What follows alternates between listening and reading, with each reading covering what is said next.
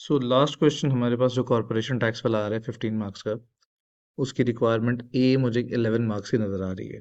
और बहुत सिंपल सी रिक्वायरमेंट है जिसमें उसने कहा है calculate Retreat Limited adjusted trading profit और loss for the year ended 31 March 2024। So tax adjusted trading profit calculate करने के लिए हमें 11 नंबर है, फ्री के हैं ये, क्योंकि इन 11 में से 8 नंबर निकालना कोई मुश्किल काम नहीं है, to be very honest. Notes में कहते हैं your competition should commence with a net profit figure of 130142 and should list all of the items referred to in note 1 to 5, indicating with the use of zero any item which do not require adjustment. You should assume that the companies claim maximum capital allowances available. This part of the question does not require you to consider note 7 and 8. ठीक है, note 7 8 को हम ignore करेंगे। सो मुझे निकालना है जी tax adjusted trading profit, तो हम क्या करेंगे जी, यहाँ से पाउंड का साइन पहले कॉपी करते हैं, ठीक है, और यहाँ पे लाके इसको पेस्ट करते हैं। That's it. मुझे निकालनी है रिक्वायरमेंट ए के accordingly tax adjusted trading profits,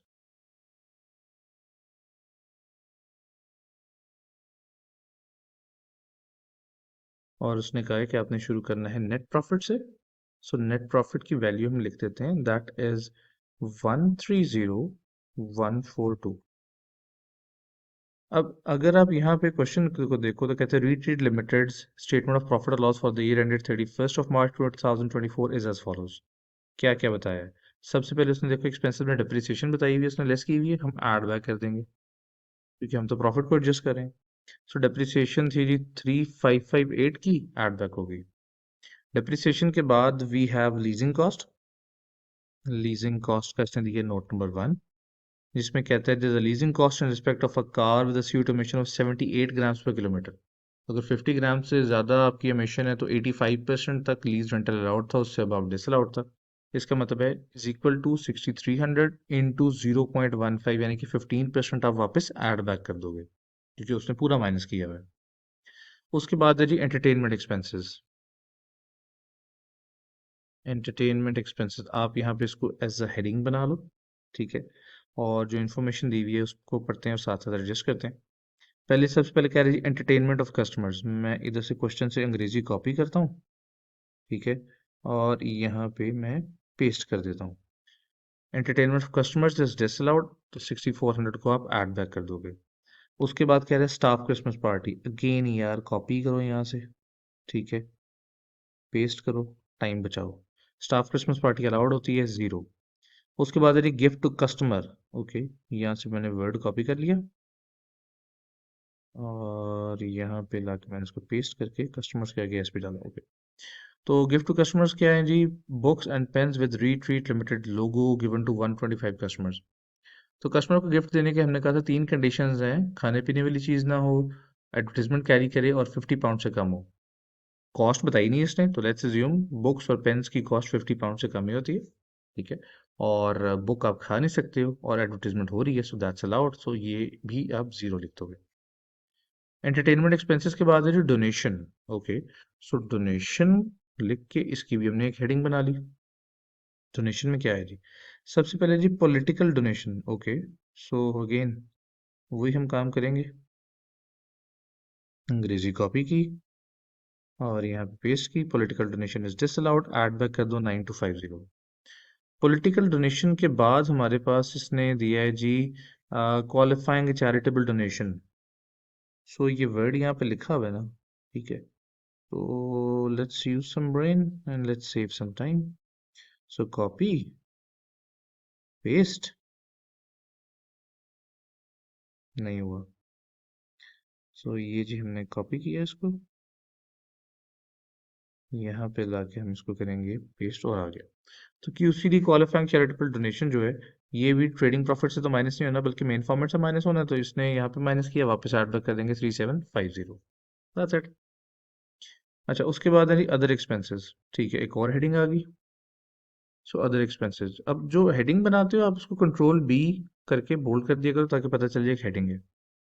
other expenses में कहते हैं जी legal fees relating to the purchase for 10 year lease of a building. तो न्यू लीज के लिए जो आप पे कर रहे हो लीगल फीस, वो तो डिसअलाउड है।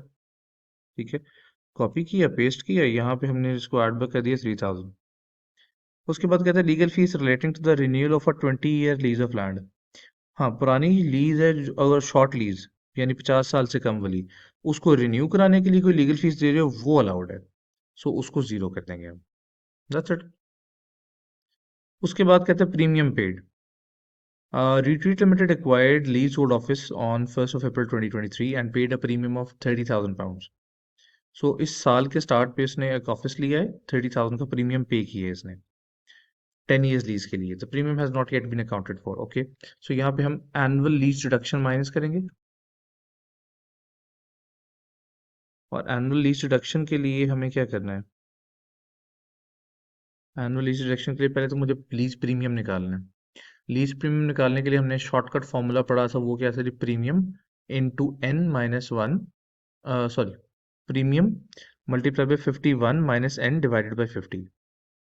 सो इज इक्वल टू ब्रैकेट में प्रीमियम जो मिल रहा है 30,000 का। ठीक है, इसको आपने मल्टीप्लाई करना है ब्रैकेट में 51 minus n, so n is 10 number of lease years, bracket close, divided by 50। इस ब्रैकेट के अंदर अब आपके पास जो हमने फॉर्मूला बनाया है, ये this is the formula of taxable lease premium. और इसको अगर हम डिवाइड कर देंगे लीज टर्म पे जो कि 10 years है, तो आपके पास आ जाएगी एनुअल लीज डिडक्शन। ये मुझे माइनस करनी है, तो ब्रैकेट से पहले, सबसे पहले इज इक्वल टू के फौरन बाद में माइनस का साइन लगा रहा हूँ। देयर यू गो, 2460 की मेरे पास आ गई जी एनुअल लीज डिडक्शन। अगला नोट आ रहा है प्लांट एंड मशीनरी, और प्लांट एंड मशीनरी का नोट देखते ही आपको फौरन ज़हन में आने चाहिए कैपिटल अलाउंसेस। सो अब मैं यहाँ पे लास्ट में लिखूंगा जी कैपिटल अलाउंसेस। ठीक है, और इसकी मैं एक वर्किंग बना लूंगा यहाँ पे। Working number, let's call it working number 1, क्योंकि अभी तक हमने ऊपर और कोई वर्किंग नहीं बनाई। अच्छा, क्या कह रहे जी यहाँ पे कैपिटल लॉसेस के बारे में? कहते हैं the tax return on value on the main pool at 1st of April 2023 was £20,000 and the special rate pool was £13,000। So opening balance दे दिया मेन पूल और स्पेशुलेट पूल का, वो हम यहाँ पे लिख लेंगे। उसके बाद कहते हैं Retreat Limited had the following transaction during the year. 1 June 2023 को उसने सेकंड हैंड इक्विपमेंट परचेज की है। So equipment is a part of main pool और इस पे ए मिलते हैं। 1 million के ए है और इक्विपमेंट इसने खरीदा 30,000 का, डेफिनेटली मिलेगा इस पे। उसके बाद कहते हैं डिस्पोजल ऑफ मशीनरी 1 अगस्त 2023 को, लेकिन मशीनरी पे 130% की सुपर डिडक्शन आपने क्लेम की हुई थी। तो ये तो 18,000 का सीधा सीधा बैलेंसिंग चार्ज है, कैपिटल अलाउंसेस से माइनस कर दोगे। फिर 1 दिसंबर 2023 को कहता है disposal of an integral feature 50% F I was claimed on the full cost. यानी जब खरीदा था तो इस पे आपने 50% वाला एफ आई भी क्लेम किया हुआ है। तो ठीक है, normally integral features are part of your special pool. तो इसका 50% 14,000 का आप माइनस कर लोगे मेन पूल से, और बाकी जो है, सॉरी, स्पेशल पूल से माइनस कर लेंगे, बिकॉज वहाँ पे पड़ा भी आधी कॉस्ट, और बाकी आधी तो डायरेक्टली आपके पास प्रॉफिट है, तो वो आप फिर कैपिटल अलाउंसेस में से डायरेक्टली माइनस कर लोगे। आगे कहते हैं all disposal were sold for proceeds less than cost. मतलब ठीक है, इनकी जो प्रोसीड है, हम वही अमाउंट कम है, उसी को हम यहाँ पे माइनस करेंगे। सो कैपिटल अलाउंसेस में जो हमारे पास अब फॉर्मेट बनेगा, that would be description. Description के बाद अगला कॉलम बना लेंगे हम ए का, देन कॉलम आ जाएगा मेन पूल का, देन कॉलम आएगा स्पेशल रेट पूल का, एंड देन कॉलम आ जाएगा फॉर कैपिटल अलाउंसेस। अगेन जी पाउंड का साइन मुझे चाहिए। सो पाउंड का साइन यहाँ से मैंने कॉपी किया, और ए से लेकर एंड तक सारे कॉलम को सिलेक्ट करके कंट्रोल वी के सब पे आ गया। सबसे पहले ब्रॉड डाउन बैलेंस है जी, जो कि मेन पूल का 20,000 था, और स्पेशुलेट पूल का उसने बताया था 13,000। सबसे पहले मेरे पास आएंगी एडिशंस, और एडिशंस में क्या खरीदा गया था जी? इक्विपमेंट। और इक्विपमेंट क्योंकि मेन पूल का पार्ट है और इस पे ए आई देना है, तो ए आई वाले कॉलम में हम इसको लिखेंगे 30,000। साथ ही हम इस पे ए आई दे देंगे 30,000 का। सॉरी, जीरो ज़्यादा हो गया था, जो जीरो पे ध्यान से दीजिएगा। ओके, अब अलाउंसेस के कॉलम में अलाउंसेस नेगेटिव में जा रहे हैं, तो इसका मतलब है अगर बैलेंसिंग चार्ज है तो वो फिर पॉजिटिव में लिखूंगा मैं। अच्छा, उसके बाद आ गया जी, यहाँ पे मैंने लिखा बैलेंसिंग चार्ज ऑन मशीनरी। ठीक है, अब ये पॉजिटिव में लिख देंगे ताकि वो ऑफसेट कर दे उसको। उसके बाद हम यहाँ पे लिखेंगे जी जो डिस्पोजल हुआ है, डिस्पोजल ऑफ इंटेग्रल फीचर्स, यहाँ से आप माइनस करोगे 7000। ठीक है, और बाकी जो बैलेंसिंग चार्ज है इस पे भी, तो हमने लिखा है जी balancing charge on, balancing charge on integral features.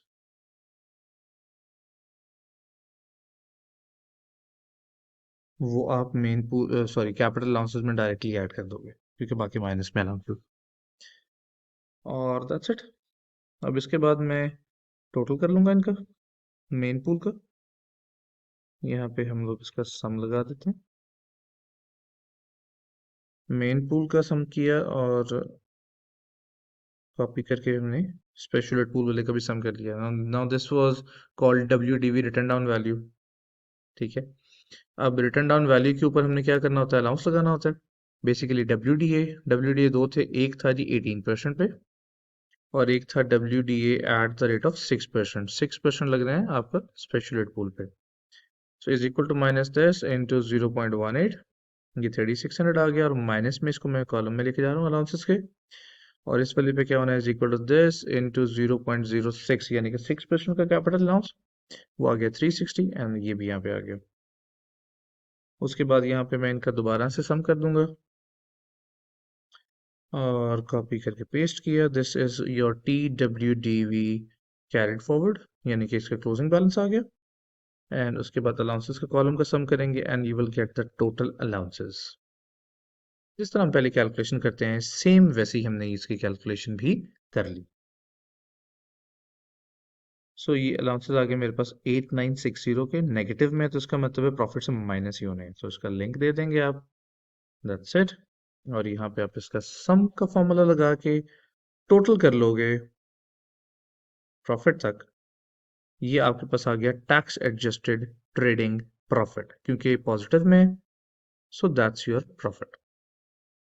इस तरीके से आपने इसको सॉल्व करना है। अब ये 11 नंबर का पार्ट है और हमें सॉल्व करने में मेरा ख्याल अभी तक 12-13 मिनट लगे हैं।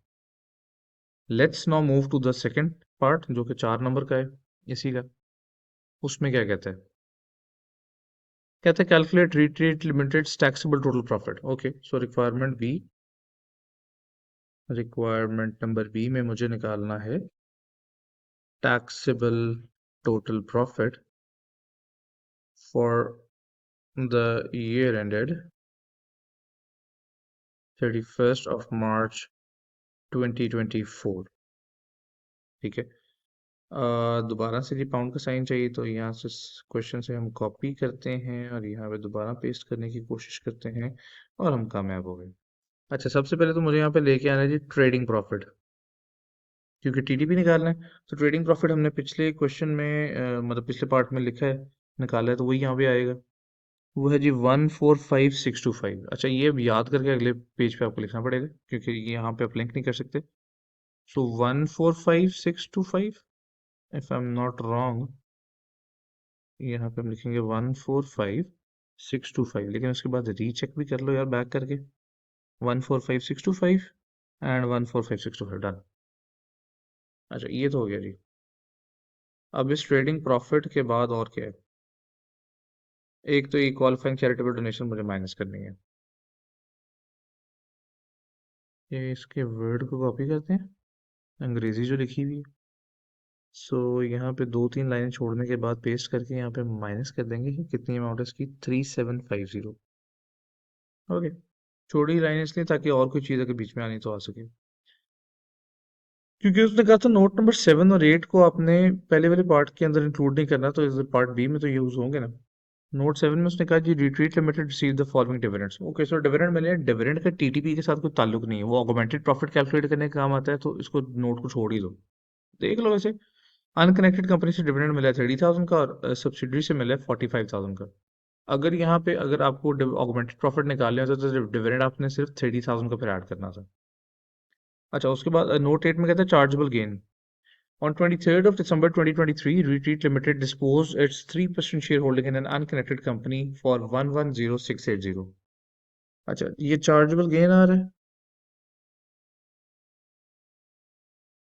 जो मजे की बात है, चार्जेबल गेन का भी नाम उसने क्वेश्चन में लिखा हुआ, तो वहां से कॉपी पेस्ट करके भी हम काम चला सकते थे, लेकिन चलिए लिख लिया। वर्किंग नंबर 1 अब बन चुकी थी क्वेश्चन में, वर्किंग 2 बनाई है। चार्जेबल गेन निकालने लगे हैं हम, यहाँ पे कॉपी करके हमने पाउंड का साइन डाला। सबसे पहले हम लिखेंगे डिस्पोजल प्रोसीड्स, जो कि उसने बताई है 110680। कहते थे share holding was purchase on 10th of June 2006 for 80324। So original cost was 80324। सम का फॉर्मूला लगाया दोबारा से, और ये हमारे पास जी आ गया। सम का फॉर्मूला माइनस करने के बाद हमारे पास क्या आता है, अनइंडेक्स्ड गेन। यहाँ पे अनइंडेक्स्ड वाला क्या चक्कर है, हमने कहा था दिसंबर 2017 तक हमने इन्फ्लेशन ऐड करनी है, और ये जो शेयर होल्डिंग है इसने परचेज की थी 2006 में।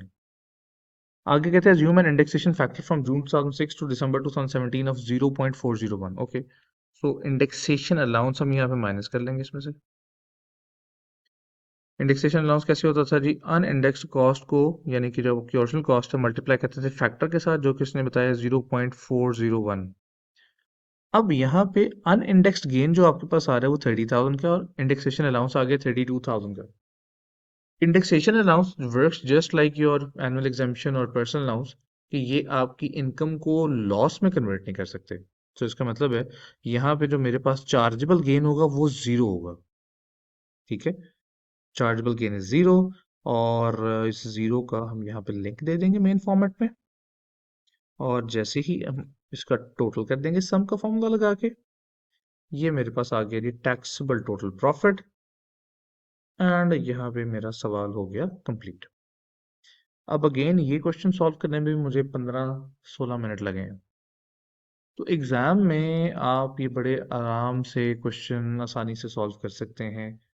और सेक्शन सी में स्पेशली दोबारा से बता रहा हूँ, जब आप जाओगे तो पहले आपने कॉर्पोरेशन टैक्स वाला क्वेश्चन करना है, उसके बाद इनकम टैक्स का जो 15 मार्क्स वाला है, एंड उसके बाद फिर जो इनकम टैक्स का या जो भी वो जो आपका 10 मार्क्स वाला क्वेश्चन है उसको आपने करना है। So all the very best from my side, and please stay motivated. Exam में अपने होशो हवास अपने बरकरार रखने हैं। दोबारा से बता रहा हूँ, पहले सेक्शन ए करना है, फिर सेक्शन बी करना है, फिर सेक्शन सी में जाके पहले कॉर्पोरेशन टैक्स, फिर इनकम टैक्स का 15 मार्क्स वाला, एंड देन लास्ट में अपने 10 मार्क्स वाले क्वेश्चन को अटेम्प्ट करना है। So I wish you all the best, and I am very hopeful कि आप लोग बहुत अच्छा परफॉर्म करेंगे। और प्लीज़ मुझे अपडेट कीजिएगा कि आप लोगों का एग्ज़ाम कैसा रहा। Stay focused. खुदा हाफिज़।